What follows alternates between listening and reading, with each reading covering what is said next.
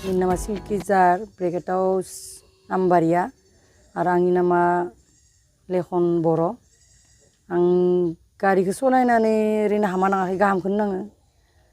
बेनि खेथ्रआव आं ओरैनो मोजांखौनो बुङो, हामाखौ बुंनो थाङाखै।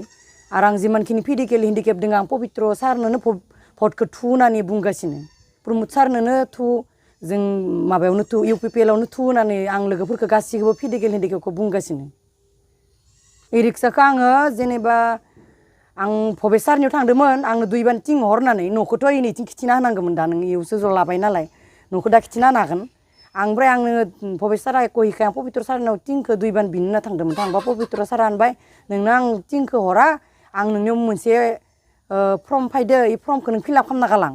जेनेबा बेटारि गारि नङाबा फैसा 50,000 मा मोनसेखौ लागोन। ओमफ्राय आंबो फैसाखौ आंनो नाङा, आं बेटारि गारिखौबा सलायनो हागोन हाया आंबो मिथिया, हागोनखौबो आं मिथिदिया, हायाखौबो मिथिदिया, जायखिजाया भारा सारा होनानैबाबो जागोन होननानै साननानै आं लादोंमोन। खिन्थु आंनि साननाय बायदि आं सलायनो बुहुत सेस्था लानानै आं हाखारबाय दै।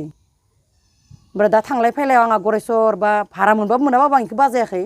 जेनेबा थांलाय फैलाय खहस मोनदो आरो आं, बा गरेस्वर थांनो गोनां माबा मोनसे कामाव बा बजार खालामनो गोनां, बेनिखाय आं बेटारि गारिखौनो लानानै आं बुहुत गाहाम नांदो। आरो जोंनि गथ' फिसानि फर्म फिलआप खालायनायखौबो पुरा नावकाटानिफ्राय बाङालिपारा बिथिं डिमाकुसि लासे थांनानैबो आरो टंलाथिं गिदिंनानै भेरगावथिं खैराबाथिं हाबनानै आरो गरेस्वर मोनफैना आं थिंनि कागज खिनाखौ गासैखौबो फिलआप खालामनानै होनो हाबाय। बिटिआर सरकारनिफ्राय प्रमद सार आरो लोगोसे MCL पबित्र सार, बे मानब सेबा बे रिक्सा होनायनि थाखाय बिथांमोननिसिम आंनि जोबोद जोबोद साबायखर थाबाय।